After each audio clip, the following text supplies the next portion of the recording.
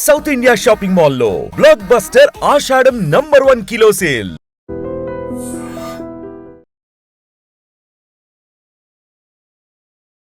మారేడుమిల్లి మండలం చావిడికోట పంచాయతీ తుర్రవాడ గ్రామంలో తల్లిదండ్రులను అతి కిరాతకంగా నరికి చంపేశాడు ఓ కొడుకు.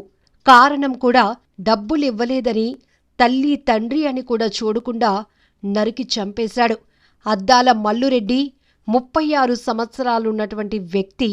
ఇతనికి పుట్టుకతోనే మతిస్థిమితం లేదు, వింతగా ప్రవర్తిస్తూ ఉంటాడు. ఇతను తన తల్లిదండ్రులతోనే తుర్రవాడ గ్రామంలో ఊరికి దూరంగా ఉన్నటువంటి ఓ చేను పక్కలో ఉంటున్నట్టు తెలుస్తోంది.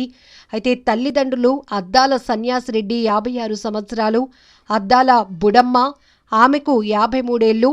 అయితే నిన్న రాత్రి ఈ ముగ్గురికి కూడా అంటే తల్లి, తండ్రి, కొడుకు ఈ ముగ్గురికి గొడవ జరిగింది. తల్లిదండ్రులను డబ్బులు అడిగాడు, కానీ వారు ఇవ్వను అని చెప్పడంతో, లేవు అని చెప్పడంతో దాన్ని సహించలేకపోయాడు. కోపంతో ఆ తల్లిదండ్రిని నరికి చంపేశాడు. ప్రస్తుతమైతే మారేడుమిల్లి పోలీసులు సంఘటనా స్థలానికి చేరుకుని దర్యాప్తు అయితే చేస్తున్నారు.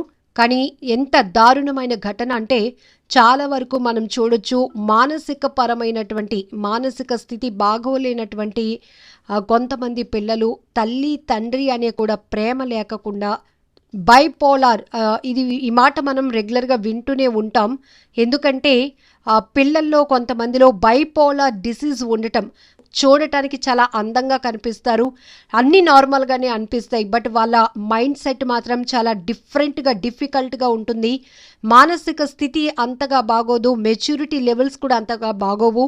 అయితే వాళ్ళు ఎక్కువ శాతం మనం చూడొచ్చు బైపోలార్ డిసీజ్ ఉన్నటువంటి వాళ్ళు ఎక్కువగా కోపంలోనికి ఎక్కువ వెళ్ళిపోతూ ఉంటారు. చిన్న చిన్న విషయాలను కూడా వాళ్ళు ఎదుర్కొనే శక్తి కోల్పోతూ ఉంటారు.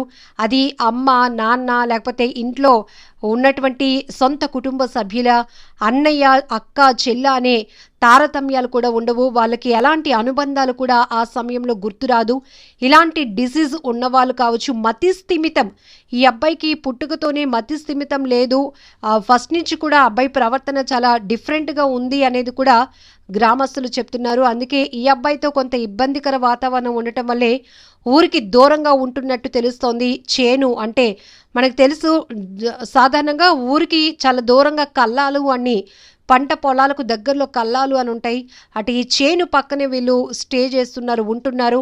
అలాంటిది ఎప్పటి నుంచో కూడా ఈ అబ్బాయి డబ్బు కోసం వేధిస్తూ ఉన్నాడు. అది కూడా తనకేమో అలవాట్లు ఉన్నాయా లేదా అని కాదు, ఆ డబ్బు కూడా పెద్ద మొత్తంలో కూడా అవసరమై ఉండదు వీళ్ళకి.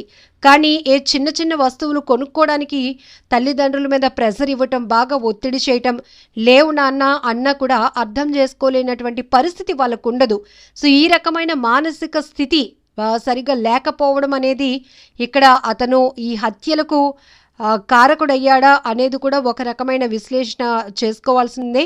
ఎందుకంటే జనరల్గా మనం సిటీ కల్చర్లో పిల్లల బిహేవియర్లో ఎలాంటి డిఫరెంట్లో మనకి కనిపించినా, తేడా కనిపించినా వారిని మిగతా కుటుంబ సభ్యులు ఎవరికి వారి వల్ల ఎలాంటి హాని ఉండకూడదు అనే ఉద్దేశంతో వాళ్ళని ప్రత్యేకంగా ట్రీట్మెంట్ కోసం వేరే చోట పెడుతూ ఉండటము, ఇలాంటివి చేస్తూ ఉంటాం. వారికి అంత ఫ్రీడమ్, మిగతా పిల్లలతో పోలిస్తే వారికి అంత ఫ్రీడమ్ ఇవ్వకపోవటం ఇలాంటివి చూస్తాం. కానీ ఇక్కడ విలేజ్ ఆ కల్చర్ కూడా ఎలా ఉంటుందో తెలుసు. ఇద్దరు తల్లి తండ్రి ఇద్దరు కూడా బాగా వృద్ధాప్యంలో ఉన్నవారు.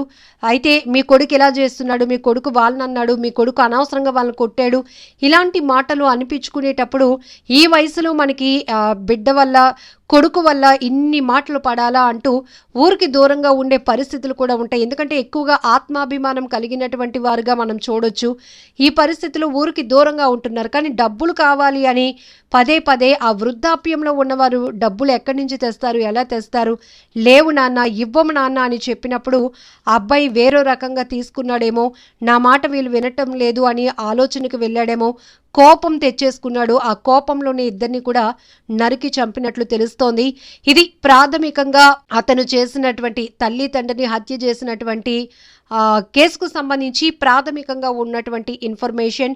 ఏది ఏమైనా చాలా బాధాకరమైన ఘటన. వినేవారికే కాదు, ఈ దృశ్యాలు చూసేవారికి కూడా గుండెలు అదిరిపోతున్నాయి. ఎందుకంటే కన్న తల్లిదండ్రులను కొడుకు చంపడం ఏంటి అనేది ఇప్పుడు ప్రతి ఒక్కరిని కదిలిస్తున్న అంశం. కాకపోతే ఇక్కడ మానసిక పరిస్థితి అనేది కూడా మనకు చెప్తున్నారు. చాలా బైపోలార్ డిసీజ్ మనకు తెలుసు. విశాఖపట్నం, మల్కాపురంలో కూడా సెల్ ఫోన్ చూడొద్దు అన్ని కొడుకును మందలిస్తుందని చెప్పి ఆ తల్లిని అతి దారుణంగా చంపేశాడు, హత్య చేశాడు. మళ్ళీ తనకేం తెలియలేనట్లు అమాయకంగా తన అన్నకి అమ్మ పైనుంటుంది చూడు అని మాటలు చెప్పాడు. అయితే అన్నయ్య కూడా ఊహించలేకపోయాడు. తల్లిని తన తమ్ముడే చంపాడా, ఇంత దారుణంగాని ఊహించలేకపోయాడు. పోలీసులు కస్టడీలోనికి తీసుకున్న తర్వాత అతను మెడికల్ ట్రీట్మెంట్కి పంపించిన తర్వాత వైద్యులు గుర్తించింది ఏంటంటే బైపోలార్ డిసీజ్ ఉంది.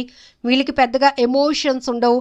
తల్ల, తండ్ర, లేకపోతే ఇంట్లో ఉన్న కుటుంబ సభ్యుల, పక్క వాళ్ళ ఇలా ఏమీ ఉండవు. ఈవెన్ కొంతమంది అయితే ఇలాంటి కోపంలో మానసిక పరిస్థితి బాగాలేనప్పుడు వారి కోపాన్ని పెట్స్ పై కూడా చూపిస్తూ ఉంటారు. వాటికి హాని కలిగించి వాళ్ళు ఆనందం పొందాలి అనుకుంటారు. వాళ్ళ కోపాన్ని అలా డైవర్ట్ చేయాలనుకుంటారు. రకరకాల నేర ఘటనల్లో మనం ఇలాంటి పరిస్థితులు చూసాం. కాబట్టి ఇక్కడ కూడా ఈ కొడుకు కానీ వారు కూడా ఊహించలేదు. పాపం ఇంత వయసు వచ్చినా కూడా అబ్బాయిని కంటికి రెప్పలా కాపాడుకుంటూనే వస్తున్నారు. తన కొడుకులో లోపం ఉందని తెలిసినప్పటికీ కూడా తల్లి తండ్రిగా వాళ్ళు విడిచిపెట్టలేదు, బాధ్యతగానే చూసుకున్నారు. కానీ కేవలం డబ్బులు ఇవ్వలేదనే కారణంతో అత్యంత దారుణంగా నరికి చంపేశాడు ఆ అబ్బాయి. ఏదేమైనా చాలా బాధాకరమైన విషయం కదా. నిజంగా ప్రస్తుతం ఉన్నటువంటి సమాజం దేనికి ప్రయారిటీ ఇస్తుంది? ఆర్థిక సంబంధాల చుట్టూ మాత్రమే తిరుగుతుంది. మళ్ళీ ఎన్నికలంగానే చాలా విరక్తి కలుగుతాం. మంచి అనిపిస్తుంది కదా. లేడీస్ కూడా ఛాలెంజింగ్ జాబ్స్ చేసినప్పుడు చాలా బాగుంటది. ఫుడ్ డెలివరీ ఇవ్వటానికి వెళ్ళినటువంటి డెలివరీ బాయ్ అనిల్ పై కళ్ళ ముందు